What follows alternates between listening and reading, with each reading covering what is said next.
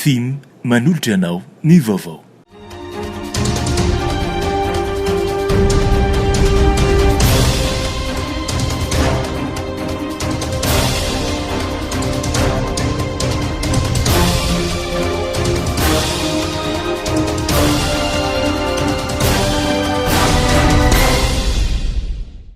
Akafaliana trandray tompo lasy tompoky vavy no itsidena tokantranonao amin'izao sabotsy alina izao amin'ny alalan'ny fampahalalam-baovao tolotra-tsika ny araba ary asainam-panazantsika anaraka ny vaovao hatramin'ny farany. Ireo trangam-piarahamonina maro samihafa nentsika manokana ny vaovao amin'izao hariva izao. Nampirikoditra ireo mponina nahita ny zavantranga tany Ambodimanga Ambatondrazaka. Vehivavy lehibe iray no hita faty tao an-tranony ny 9 septambra lasa teo. Maro ireo no tsy hita intsony rehefa nanao fizahana ny mpitsabo. Tato-baovao Danio Genesia. Renim-pianakaviana sahabo 70 taona no maty nisy namono tamin'ny fomba feno abebiana tao amin'ny trano fonenany Ambodimanga Ambatondrazaka ny alan'ny alakamisy 9 septambra teo. Ny masera izay nanatitra ny sakafo maraina no nahita n'ity faty ity ary ny asiny tompon'andraikitra. Ny fanadihadiana natao no nahafantarana fa taova maromaro no efa tsy hita intsony tamin'ity ramatoa ity. Ny ila tongony avy akavanana eo amin'ny lohaliny iny zany dia hita mihitsy ny trasy ny kapaina, dia misy partina taolana tsy hita tsisy moa zany amin'iny, dia ny vodiny ray manontolo tsisy, dia ilay taolana eto amin'ity anoloana ity koa tsisy. Dia rehefa nijerevana moa ny taova ao anatiny, ny aty, ny fo, ny rein, zany taova tsy hita ao anatin'ilay ramatoa rehefa natao moa fizahan'ny dokotera, dia izay zany ny zavatra banga ao, dia ny mahavehivavy anazy koa efa tsisy. Mipetra-drery moa ity ramatoa ity ary mpanao asan'ny tselika sy mpangataka no hanimba asany. Efa iny anivon'ny mpitandro filaminana ny raharaha ka ho hita eo ny tohiny. Mbola hijanona eo amin'izay trangam-piarahamonina izay hatrany sika narantsika maly tao anatin'ny vaovao tapatapany ny lozam-pamoivozana ny tranga tany Feramanga tany Ambatondrazaka. Toy izay manaraka izao ny andindiny makasika izay tranga na lozam-piarakodia izay. Fanadihadiana Janjio. Lozam-pifamoivozana natsiravina indray no tranga teto Feramanga avaratra izay 4 kilometatra tsy hidirana ny tanàna Ambatondrazaka. Ny alakamisy 9 septambra teo tokony tamin'ny 2 ora sy sasany tolakandro. Renim-pianakaviana 12 taona no nipotsaka Betrondoha ary maty tradrano. Lehilahy iray naratra mafy rehefa avy no faon'ity fiara avy ao aoriana.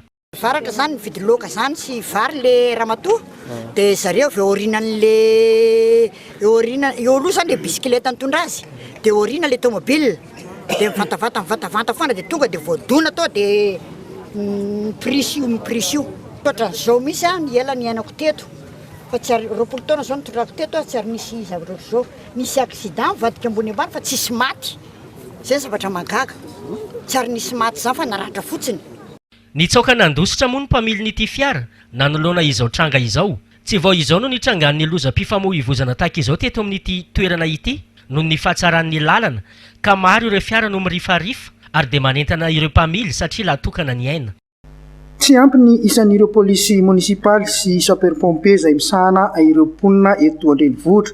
Noho izany indrindra dia mikarakara faninanana hidirana amin'ireo asa ireo ny komina Antananarivo renivohitra ary hatrany ny andindininy izay vaovao izay. Misy 10 sy 300 ireo polisy munisipaly miasa eto Antananarivo renivohitra. Araka fanazavana dia tsy ampiasahan'ireo mponina mihitsy ny isan'izy ireo. Noho izany dia mikarakara fifananana hidirana ao polisy munisipaly ny komina Antananarivo renivohitra. Zato ny isan'ireo mpianatra ho raisina amin'izany ka 17 lehilahy ary 20 kosa vehivavy. Ijandan'izany dia mikarakara fifananana hidirana ao sapeur pompier ihany koa ny komina, 17 amin'ireo lehilahy ary 9 kosa vehivavy. Misy ny masotsivana apetraka ahafahana mirotsaka ho kandida amin'izany fifaninanana izany. Tsy maintsy mizaka ny zom-pirenena malagasy ny mpifaninana ary monina eto Antananarivo renivohitra. 20 ka hatramin'ny 20 taona ary manana ny mari-pahaizana BEPC farafahakeliny, salama tsara ary tsy manana kilema ara-batana. Tsy maintsy miatrika fitiliana ara-medikaly ireo kandida. Ho an'ireo fifananana roa ireo dia amin'ny 3 desambra 2024 ny feptaona farany ametrahana ny antota taratasy etsy amin'ny CUA Analakely. Otonsaina amin'ny volana febroary 2024 kosa ny andiany voalohany amin'izany adiny izany. Ivadika eo amin'ny lafin'ny toekarena avy hatrany isika niditra tamin'ny andro fahatelo androany etsika foire internationale de Madagascar andiany fahadimy ambin'ny folo izay etontsaina eny amin'ny Forelo Expo Tanjombato natao indrindra hanomezana aina indray ny toekarena malagasy ity etsika ity taorian'ny valinaretina Covid-19 izay etsika ara-toekarena izay fanadihadiana.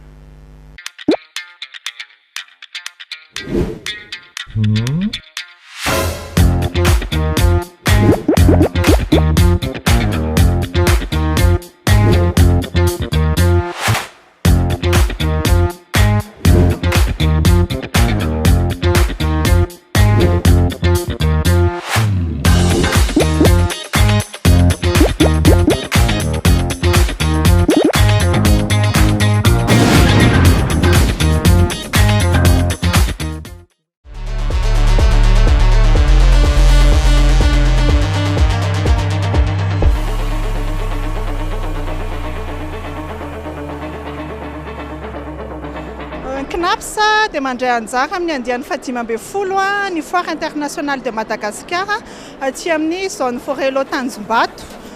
Misy ny tolotra izay atolotry ny CNAPS mandritra nyity film ity dia ny voalohany ny fisoratana anarana ho an'ny fisitrahana ny fanampiana ho an'ireo mpikambana izay very asa nandritry ny taona nanomboka tamin'ny 1er janvier zany hatramin'ny 31 aogositra taona 2024. Ho anareo zany izay mpiasa very asa ka tsy afaka nanantona birao any CNAPS eny am-pefoloana izay akaiky anareo dia miandry anareo ny CNAPS aty amin'ny film afaka misoratra anarany anareo na koa afaka manontany raha misy zavatra tsy mazava mahakasika an'izay tolotra izay. Ny tolotra faharoa omeny CNAPS mandritra nyity film ity dia ny fisoratana anarana ahafahana misitraka ny logements sociaux izay rahan'ny CNAPS sy ny analogue ary ny BNI. Ny filamatra teny filamatra vaovao ny CNAPS dia hoe ireo mpikambana no apetraka olona ara-pahamehana noho izay indrindra dia miezaka hatrany izahay manakaiky kokoa hatrany ireo mpikambana na mpiasa io na mpampiasa. Dia eto izahay eto amin'ny Forelo satria betsaka ianareo mpiasa na mpampiasa amin'ny teny hoe tsy afaka mandalo mandritry ny fotoana fiasana dia eto izahay CNAPS misokatra ho anareo hatramin'ny lahady afaka mamaly ny etaetanareo. Koa zavatra rehetra ataon'ny CNAPS eny amin'ny birao CNAPS rehetra manerana Madagasikara dia ataon'ny CNAPS mandritra nyity film ity. Ny tolotra fahatelo omeny CNAPS dia maro isika mpikambana manontany anay hoe ahoana ny fomba ahafantaranay ny vola raisinay na ny pension ho raisinay rehefa ratrizay feno taona izahay ka handray aleo retraite dia aty ihany koa ny CNAPS zany mandritra ny film afaka manoro anareo ireo dingana rehetra atao ahafahanareo mijery na koa manao simulation an'le pension izay tokony ho raisinareo rehefa tonga ny mahafeno taonanareo izay andraisanareo le pension de retraite amin'ny faha-80 taonanareo. Tonga soa atao amin'ny centre Main Garden nareo atao amin'ny édition ny film 2021 izay mandray anjara tanteraka ato foana moa zay hatramin'izay dia aty indray zany rendez-vous amin'ity taona ity nafantaranareo Main Garden moa dia piscine paysagiste, vente de fleurs et accessoires, ireo ny voninkazo PDB aty ho an'izay ity voninkazo ato koa ny resaka piscine sy ny bassin sy ny cascade izay ataontsika hatramin'izay ary ananantsika traikefa hatramin'izao ary mivoatra foana zany arakaraky ny fandehany satria amin'izao fotoana izao tsika dia efa manao piscine paysager avec cascade piscine paysager koa avec débordement dia rehefa resaka piscine zany ho an'izay manana projet izay manana fikasana anao piscine tongava fa ataontsika atao Main Garden zany.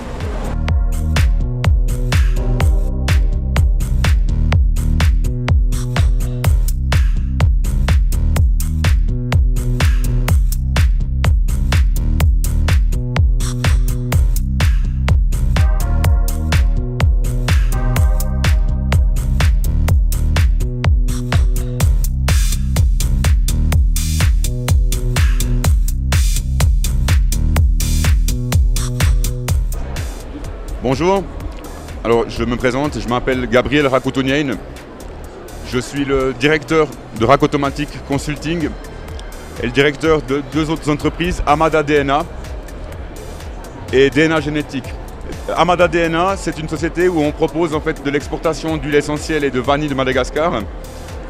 DNA génétique. Notre slogan, c'est Designed for New Generation. Et là, on vend des habits, on produit des habits et on vend des habits.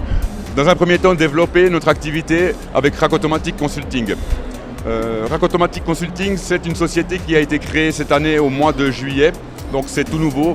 Je viens de m'établir à Madagascar au mois d'avril. Je viens de Suisse. Je suis né et j'ai grandi en Suisse.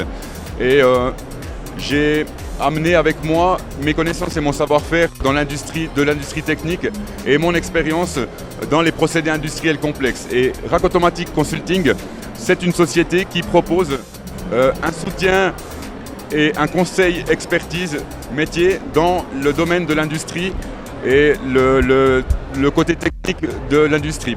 Donc j'ai travaillé 5 ans comme spécialiste en cryogénie sur les installations et dans la salle de contrôle principale du CERN où on pilotait les installations cryogéniques par système informatique avec une interface homme-machine. Pour l'industrie malgache, apporter un soutien technique et une vision de l'industrie qui est typiquement suisse avec toutes les procédures et la manière de faire que j'ai appris dans les différentes entreprises dans lesquelles j'ai travaillé en Suisse. Donc les équipements de protection individuelle, la qualité du travail, la sensibilisation sur la manière d'utiliser les installations et avec ça, ça permet aussi, quand on a du personnel qualifié et formé, de pouvoir optimiser le rendement et maximiser les marges et la production. Izahay eto amin'ny société Mata-DNA zany dia manolotra anareo produit de Madagascar. Manana huile essentielle izay dia manana vanille ihany koa. Mampiavaka amin'ny produit anay amin'ny produit rehetrarehetra dia izahay manana ny laboratoire anay manokana. Zany hoe izahay no mitraité amin'ny produit anay. En fait koa ny prix anay zany prix natao ho zakan'ny olon-drehetra dia izahay société Mata-DNA ihany koa dia mi-exporter en Europe sy any Suisse. Dia anareo zany zay hoe manana havana mipetraka any ka hoe maniry ny hoe andefa an'izay produit de Madagascar zay dia afaka mipase aminay. Tsy izay ihany koa fa zahay manana société DNA génétique zay mikarakara mombana akanjo, tsy voatery akanjo ihany fa manana zay casquette, cache-bouche, rehetrarehetra manana pull ihany koa zahay. Afaka manao personnalisation ho anareo société zay te hiara-asa aminay manana an'izay zahay. Ezahanay zany zay eta-eta-ponareo mpanjifa zany qualité aza matahotrareo fa produit avy any Suisse. Izaho moa tsy efa tsy mahalala an'izany fa 100% coton tsara, ny impression, sérigraphie en bonne qualité. Donc bonjour, je me présente, je suis le fondateur de M-Bike Logistique, je m'appelle Stéphane. Et donc M-Bike Logistique, c'est une solution logistique exclusivement à vélo, donc de la vélogistique d'Antana. Donc ça permet d'être efficace dans la circulation parce qu'on peut se faufiler, on peut vous déplacer vos colis de volume assez important, des petits et des gros colis, et tout ça à un coût économique très efficace puisque aujourd'hui si on compare à une voiture ou à un scooter, on arrive à transporter plus de volume et à des coûts plus intéressants, et tout ça en plus avec l'écologie en bonus puisque nous on n'émet pas de pollution ni de bruit. Voilà, merci. Ny M-Bike dia service marketplace ny groupe M-Bike. Zany hoe misy partenaire maro miara-miasa aminay ao anaty marketplace io. Anisan'izany Anoka Botanika izay tonga eto androany. Akoatr'izay mandritra ny ity film ity ny sabotsy sy ny alahady, zany hoe ny androany sy rapitso dia mbola izy partenaire anay maro ho avy eo. Anisan'izany ny Kabosa sy ny Lamidoré, ny Herbassin, ny Caribou Market, ny rapitso alahady kosa dia ny Aromessence, ny Le Rayon Vert, ny Ferma Ain ary ny Reco Bond. mandritra nyity hetsika film ity koa amin'ny partenaire ny Vitogazianay dia misy tolotra miavaka izay karakaray ny Vitogaza miaraka amin'ny Mbay misy karazany 5 izy ireo ary ny tena mampiavaka azy ankoatran'ilay promotion dia gratuite ny frais de livraison mandritra n'izao fotoana izao. Ao anatin'ny Mbay moa amin'ny plateforme de vente en ligne anazy dia izahay no mandray en charge ny commande zany hoe manao prise de commande mandray en charge ihany koa ny livraison ary ny paiement any client. Bonjour à tous, je m'appelle Nantinen Razanandam, chargée des opérations du programme entrepreneur de l'ambassade de France, du service de coopération et d'action culturelle. Pourquoi nous avons participé à cette film pour cette édition? Pour nous, c'était un défi à relever car on accompagne des startups et des entreprises qui ont l'ambition de se répandre au niveau national et régional à la fois. En gros, vraiment de relever des défis, comme j'ai dit tout à l'heure, de trouver de nouveaux collaborateurs et des futurs partenaires et de vraiment aussi de relever des défis à voir ou augmenter. On participe également pour relever le défi d'accroître pour nos startups leur chiffre d'affaires pour ce mois, mais aussi un nouveau défi pour nous de participer à un événement comme la FIM, d'être visible pour tous les entrepreneurs ou pour ceux, on va dire également les jeunes qui souhaitent entreprendre.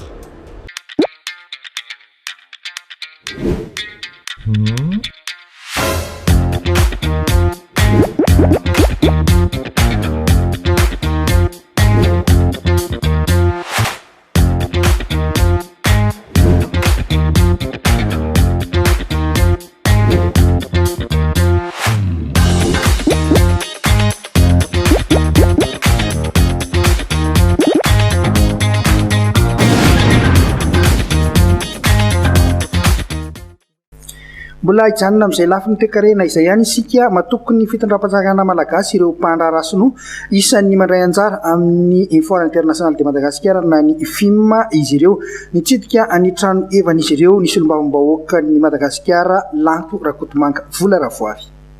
Amin'ity fitsidiana zany izay nataoko tato amin'ny film dia anisany stand anankiray nitsidiako tato amin'ny groupe Rondon raha ny fijerevana sy ny fienona any zareo dia investisseur chinois zareo ary promoteur immobilier izay anisany tondra projet ngeza be zany hoe immeuble 16 étages maromaro eto andrenivohitra dia ny fijerevako an'izay zany amin'ny maha hoe solombavambahoaka ny tenako dia hoe matoa misy ny investisseur ngeza be izay apiasa vola ngeza be eto Madagasikara dia misy aloha ny sécurité zany andry zareo ary matoky ihany koa ny fitondram-panjakana zareo matoa amoaka sy apiasa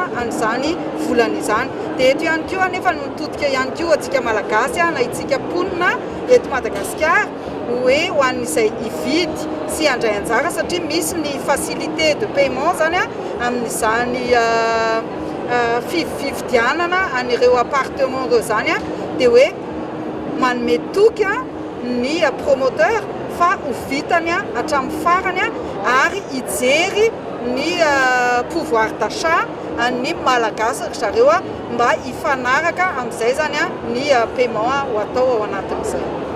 Mbola hijanona ny tanjom-bato eny ihany sika amin'ity vaovao manaraka ity. Mbola ambany ny tahan'ny fampidiran-ketra avy amin'ny olon-tsotra ho an'ny commune Tanjombato. Noho izany dia ametraka paikady vaovao ny commune amin'ny fampidiran-ketra araka ny nambaran'ny ben'ny tanàna. Fanadihadiana Vola Ravoavy sy Tsiry Rakotoazo. Ankoatra ny fiara-miasa amin'ny sehatra samihafa anisan'ny miantoka amin'ny ampahan'ny fanatanterahana ireo tetikasa fampandrosoana izay tanterahan'ny commune ny fandoavan-ketra. Amin'izao fotoan'izao dia manamafy ny fanentanana ifotony ny mponina amin'ny fandoavan-ketra ny eo anivon'ny commune Tanjombato amin'izao telo volana farany amin'ny taona 2024 izao. Raha nambaran'ny ben'ny tanàna Rakotojoary Tovohery dia mbola ambany ny tahan'ny fampidiran-ketra avy amin'ny olon-tsotra ao anatin'ity commune ity. raha ny recette propre aloha ny resahana hatreto 61% tamin'ny farany volana teo ny etra nataontsika hoe ny FPB niditra zay mbola entaninay ho an'ireo olona zay tokony anatanteraka izany somary mizara roa kely etanivon'ny Tanjombato misy ireo orinasa ireo zay tsorona aminareo fa ny 4.9 isan-jato nge ka avy amin'ireo orinasa ireo zany hoe ny 9.9 isan-jato fotsiny zany ny vahoaka ny eo amin'ny vahoaka ny tena mbola misy ezaka be raha ny tanana amin'ny vahoaka tokony fantatra ny vahoaka tsara zany atao hoe contribuable zany aloha dia anjaranay mandresy lahatra an'zareo satria amin'ny 9.9 isan-jato io mbola tsisy 20 isan-jato koa renge ny olona andohan'izany etra zany dia miezaka nefa izay fanentana amin'ny olona ny antom-pisiny rehetra reny sy ny zoan'ny olona amin'ny fampanotrona isitrahana avy amin'izay zay ny impôt synthétique indray sy ny subvention reny avy any fitoeram-panjakana satrinay reny hitombo foana satria tsy izay nefa mamaritra an'ireny fa ny performance anay amin'ny resaka etra dia izay ihany manao an'izay ka ho an'ny taona manaraka zao dia afaka roa volana eo zay dia efa andefa ny ataontsika hoe avis d'imposition appréciena ny olona irotsaka an'izany betsaka ireo tetikasa fampandrosoana tanterahany ao anivon'ny commune Tanjombato amin'izao fotoan'izao anisan'izany ny fametrahana ny fitoeram-panodinana fako eny amin'ny toerana misy koa ny fotodrafitrasa zay hors budget fa azo tamin'ny alalan'ny convention sy fiarahany ombonatoka zay mandeha dia ilay ataontsika hoe fananganana orinasa fanadinana fako eo ahafahana mametraka aoriana ny tombontsoa azo avy amin'izany zay tetikasa lehibe koa ny commune Tanjombato izay ahitana fokontany 5 dia manana ponina 5.7 raha ny antotanisa azo avy amin'ny fandisana ponina farany.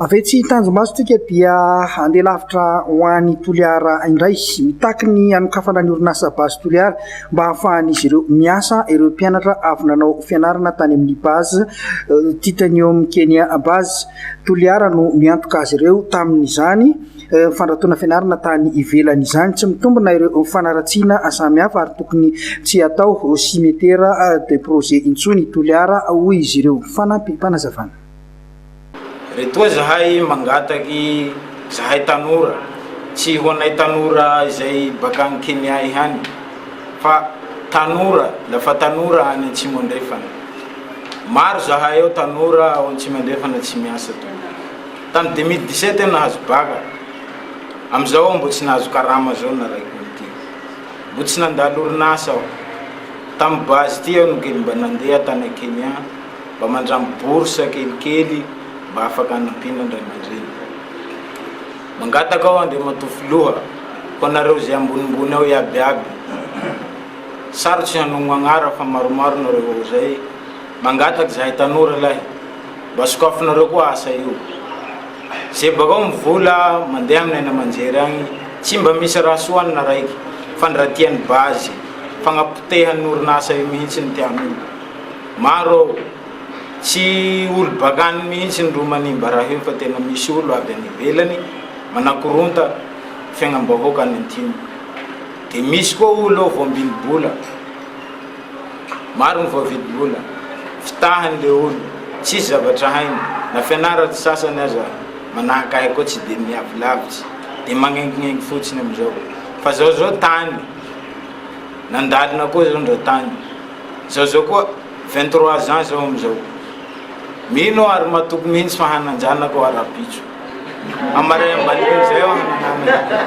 tsy ho tsatsiny le radiation hoe radiation mahafaty fa sy mainty mabeloha tsy haiko maro le resaka neninay tany ao amin'ny Facebook tena maro be maramanantsika izay lafin'ny toekarenay izay manompoka miarondony sihatry ny jono ao Menabe taorian'ny fidiran'ny valinaretina Covid-19 hoy ny fikambanan'ny mpanjono matianina any toerana maro ny vokatra amin'izao fotoana izao no mendrandra ny isin'ny tsena ho tsara kokoa rehefa misokatra ny sistany araka ny fanazavana hoentin'ny fikambanana GPPM tamin'ny Covid aloha zany indrindra fa tamin'le confinement misy olana be tamin'igny satria tsy afaka magnaboa mpivokatra zany ny mpanjono ohatsy hoe akaiky ny Menabe zany Antsirabe dia ao zay ny manavoaka vokatra salany hoe fiasira dia ao mihidy dia nisy fiantsaikany be tamin'ny fiainan'ny mpanjono izay zavatra zay fa amizao zany fa mivoha dia manomboky tsangafana koa amizao saison mafana zany dia mivoaka produit dia amin'izao zany anomena be mivoaka tsara ny thon ohatra ny karangy gros poisson iaby zany mivoaka amin'izao dia mampisy fanantenana zany raha ohatra ka mivoaka ny frontière zany dia tena ampisy fanantenana ny mpanjono zany amin'izao fotoana zao. Manahoana zao ny vidiny manahoana ny vidiny zao somary mbolatsaka aloha amin'izao satria thon zany aminay agny 8,000 kilo raika dia karangy ny karazan'ny gros poisson à part ny thon zany 5,900 sy 4,000 somary latsaka zany le izy. Zay zany mba manantena raha ohatra ka hoe misy actionnaire zany agny dia hoe mba mividy amin'ny Rayal ohatsy kilony thon dia ataontsika hoe valorive ny gros poisson sahalan'ny hoe karangy barakuda dia mba hoe metimety aminay mpanjono zay zavatra. Amin'izao aloha zany ny zavatra tsy karotsy amin'izao presque ny mpanjono zany manao peso gros aloha amin'izao dia ny avantage zany amin'le peso gros mbola tsy dia exploité zany le izy fa manomboka mi-exploité azy zany mpanjono amin'izao dia tena misy vokatra maro zany. Ny hitanay tao zany gnano Betania misy association PCR tao nanovanay etude kely teo laka raiky zany tamin'izay nahazo eo amin'ny 800 kilo. Akon'ny resaka fahasalamana anatin'ny resaka Covid-19 miatsara ny fivoaran'ny toedrara ara-pahasalamana eto Madagasikara mikasika ny Covid-19 raha jerena ny fiban'ny inkilasitsika oray raha toka telo zany teo aloha araka ny filarana napetraky ny ivoterana Amerikanina misahana ny fanarahamaso sy fisorohana ireo aretina araka ny fanamariana noentin'ny ministeran'ny raharaham-bahiny dia nanamafy ny fandiniana ireo dingana samihafa arahana amin'ny fanokafana ny abakabaka Madagasikara izany satria efa tafiditra ao anatin'ny listireo firenena izay afaka ivainianana tsara isika izany hoe tsy ahina indrindrany amin'ny Covid-19 akoatra ny ezaka nataon'ny fitondrana tamin'ny ady amin'ny valinaretina dia anisan'ny mitondra ny anjara biriky ny ministeran'ny raharaham-bahiny tamin'ny fangatahana ny fanovana ny kilasy nisy an'ny Madagasikara nisy araka izany ny fanazavana ny fangatahana mikasika izany natao teo anivon'ny masovo Amerikanina teto Antananarivo.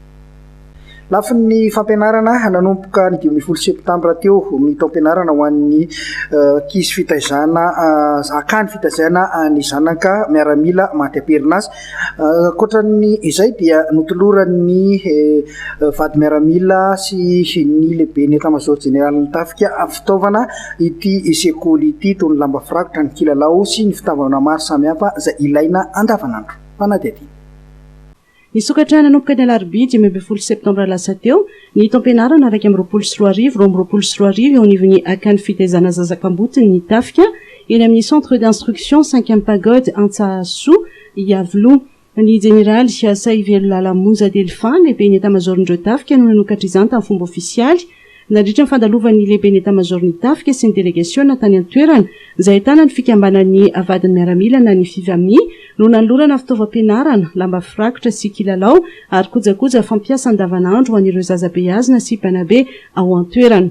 Raha sosady ho an'ny ivitoerana sy fitaizana ny zazakambotiny tafika amin'ny maandro-pamokafana ny ivitoerana nanimo dia mamelay anareo hitodika amin'ireto ankizy zanaka ireto dia tsara nareo atovy tsara ny fianarana.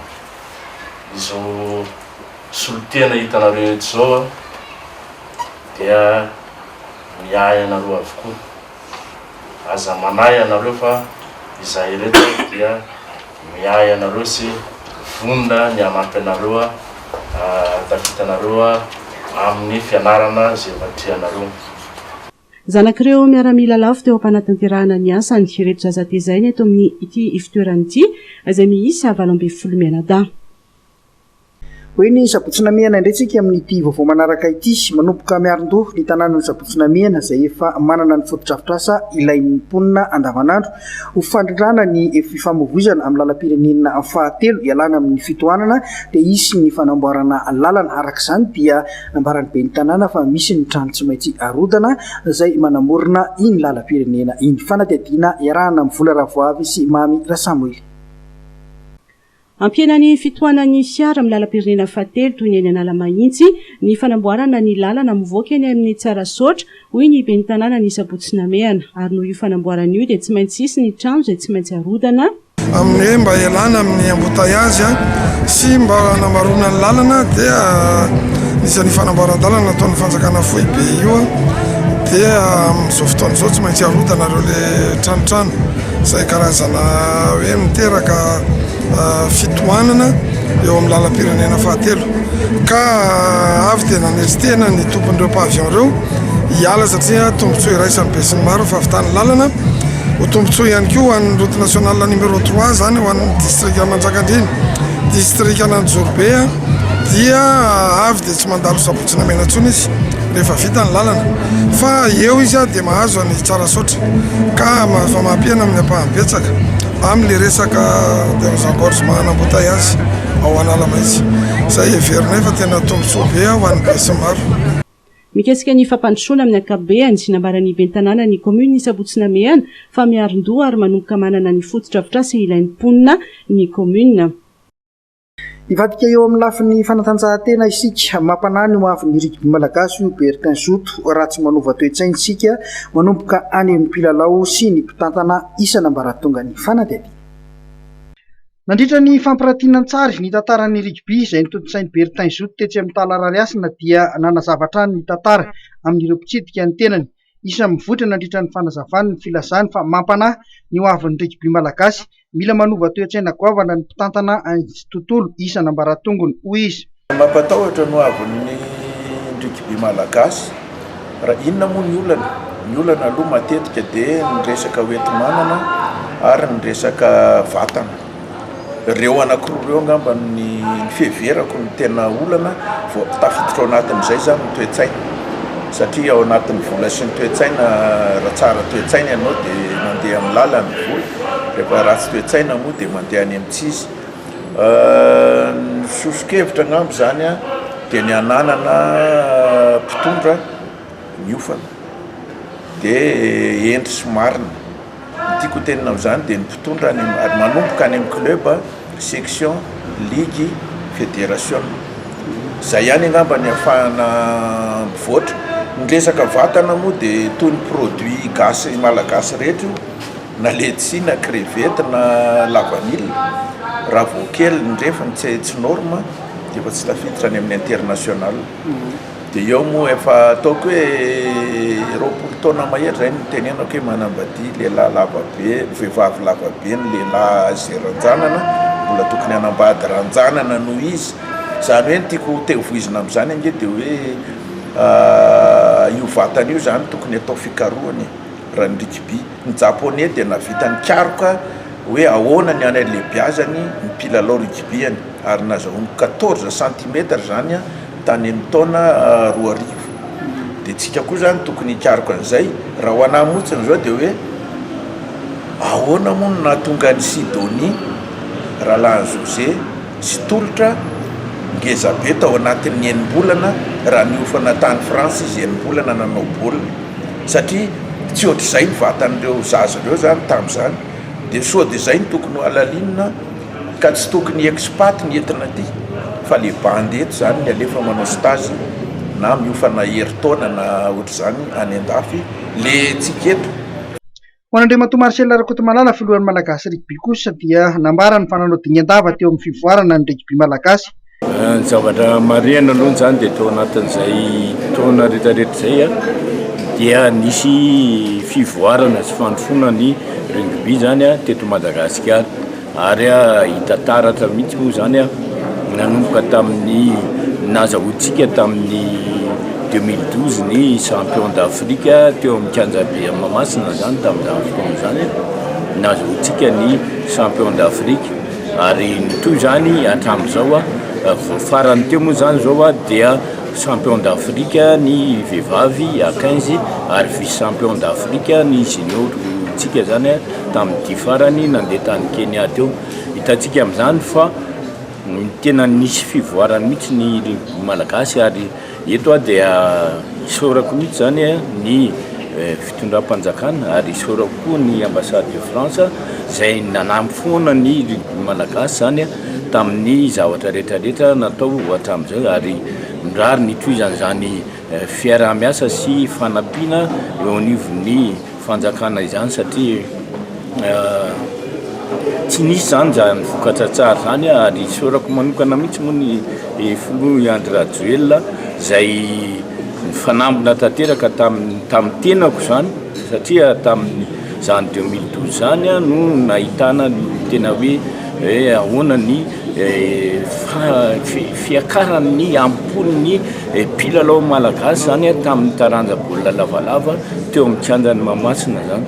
Saika liana amin'ny tantaran'ny rugby avokoa ireo mpitsidika indrindra ireo izay mbola tsy tafiditra ao anatin'ny tontolo.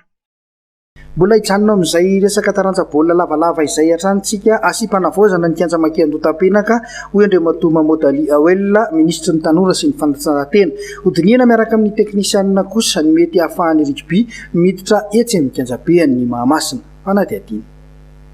Fenimpoka ny kianja Maki Andotam-penaka isaky ny faran'ny herinandro mandritra ny fiadinan'ny tompon-daka ny top 20 taranja baolina lavalava. Arak'izany tsy mahazaka ampijery intsony ity kianja natokana ho an'ny baolina lavalava ity. Mbola ao anatin'ny lalao fanitsana amboniny sika izao hoy Marcel Rakoto Malalaka kanefa dia efa mifanitsakitro ny mpijery. Anahirana ny mpijery baolina raha voatonga midingan'ny famaranana. Nambaran'Andriamatoa Mamodali, ministry ny tanora sy ny fanatanjahantena fa isy ny fiaraha-midinika amin'ireo teknisianina ny ahafahana manamboatra sy manatsara ny kianja Maki. Isy ihany koa izy ny fampidiniana amin'ireo teknisianina ny mety ahafahan'ny rugby miditra etsy Mahamasina. Ny fandamina tsy maintsy misy foana ary arak'izay teneninareo zay tao Mahamasina no nipoiran'ny lalao rugby voalohany teto Madagasikara ka ny fampanantenana aloha dia azo fampiresana foana io satria tsisy taranja atao ankilabao fa tsy maintsy jiredoly ny fomba ahafahana manampy ary manoana ny taranja rehetra indrindra ny rugby mikasika ny kianja Maki dia tsy maintsy hoatsaraina izy io satria iara-mahafantatra fa misy anaovana fanamboarany ao fanasanaty zany dinina miaraka amin'ny teknisiany ny fomba anaovantsika rugby koa ao Mahamasina raha ohatra ka mety amin'le pelouse ao satria misy fandamina tsy maintsy fampiresana zay teneninareo zay. Arak'izany dia asipana-voazana anara-penitra kokoa ny kianja Maki Andotam-penaka. Hatreto amin'izao endriny izao dia tsy mbola afaka handray lalao iraisam-pirenena ity kianja ity. Maranantsika izay resaka tontolon'ny taranja baolina lavalava izay dia ambopy ao amin'ny mpity lavalava indray eny amin'ny kianja Maki Andotam-penaka raha mipitso isan'ny lalao andrasan'ny mpakafy ny fiainana eo amin'ny 3FB sy ny mangara ometsika ao anatin'ny ity fanadihadiana ity ny fandaharam-potoana ho amin'izay raha mipitso izay. Hiditra amin'ny andro fahaefatra ny fiadina tompon-takan'ny top 20 ho an'ny Skajerita raha mipitso alahady eny amin'ny kianja Maki Andotam-penaka. Lalao anamarika ny andro fahaefatra ny fiainana eo amin'ny 3FB sy ny mangara. Iady mafy eto ny mangara izay mbola tsy manana fandresena. Ho an'ny 3FB kosa raha mandresy izy raha mipitso dia efa tafita ny midingana manaraka.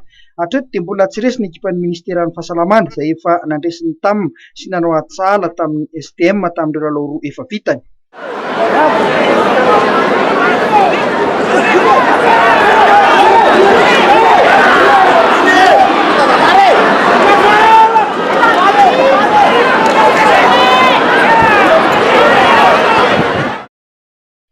Lalao mbola isan'ny andrasan'ny mpakafy ihany koa ny fiainana eo amin'ny GST Ambondrona sy ny USC Cup manomboka androany kosa ny andro voalohany ho an'ny Fédéral 2 samy handray lalao iray avy ny Ligue Nationale sy Boyeny ho an'ny Fédéral 2.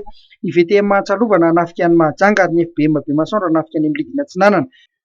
Toy izao ary ny fandaharam-potoana amin'ny sivora ny tamin'ny Manosbe hikatroka amin'ny 15 avenir avy any Andotam-penaka, ny Kosfa hikatroka amin'ny 3F5 amin'ny 2:30 ary ny GST Anambondrona sy Cup amin'ny 2 ary amin'ny 3 ora amarana ny lalao ny 3FB sy Mangara. Amaranantsika ny fotoana dia lalao baolina kitra fa makasika ny baolina kitra ny anivon'ireny fikambanana ireny. Tafatsangana ny klubana baolina kitra anao Team Pass God Anivo Rano Nord nentina indrindra ifankalalana sy ampitambarana ireo préfet-viana avy any amin'ny faritra Anivo Rano Nord izay any amin'ny faritra Antsiranana iny no tanjon'ity baolina kitra ity. Fanatety. Ny taranja baolina kitra no nisafidian'ireo tanora avy any amin'ny faritra Anivo Rano Nord ampifondronana ireo préfet-viana aminy. Tafatsangana ary ny klubana baolina kitra anao Team Pass God Anivo Rano na antsoina hoe NPGA. Betsaka ireo zaza avy any amin'ny faritra Anivo Rano Nord no eto Antananarivo kanefa tsy mifankalala hoy Clément mpilalao fahiny tao amin'ny BFS tao anatin'ny ekipam-pirenena malagasy. Anivo Rano Nord zegny 75 km miala ny Diego. Dia antony nanaovanay an'ity club ty mba ifankalalany olona rehetrarehetra zay avy any Anivo Rano tsy manavaka zay na iza fa te ifankahita amin'le taranaka avy any zay. So de iza malala ifanambady eo ny afara. Amin'ny alalan'ny baolina kitra? Amin'ny alalan'ny baolina kitra tianay anombohana anazy fa mbola mivoatra eo ma tokony ho avy association anambatra ny hery sy isandrahaka amin'ny tanjona maro lafy ny fikambanana hoy kosa imika. Tegna tanjona zegny amin'le raha atao ty efa maro ny génération niova taloha safara fa tsy fankahay. Donc amin'ny alalan'ny sport nieritreretinay hoe ifankahaizana ndraiky koa tantara raiky zay tsara fankahay na ny zaza madiniky na olobe taloha. Donc ataonay sport ty itezagnana ny vatanay voalohany, itezagnana ny zaza koa boka afara amin'ny sport no hieritreritra zay anangana association mba atokana ho any zay boka Anivo Rano. Karaha olo jiaby misy association n'Ambanja, Ndibe, Nosibe zay fondregnay teto Antananarivo hatramin'izay ke zay mba mieritreritra zay anangana ninay boka Anivo Rano koa. Zay zay tanjonay mba ifankahaizanay dia amin'ny alalan'ny sport anomboana izy. Ny faran'ny herinandro teo dia anisan'ny lalao ara-piraharaina izay nikatohan'ny NPGA sy ny zanaka avaratra, lalao izay nentina indrindra ifankalalan'ny préfet-viana. Dia iny fanadihadiana ihany koa tompolazy tompoko vavy no ametrahako ny veloma mandram-piona ho amin'ny manaraka indray. Isaorana betsaka ianao tany tokantrano tany nanaraka ny vaovao amin'ny manaraka indray ny fotoanantsika. Veloma tompoko. Film nanolotra anao teo ny vaovao.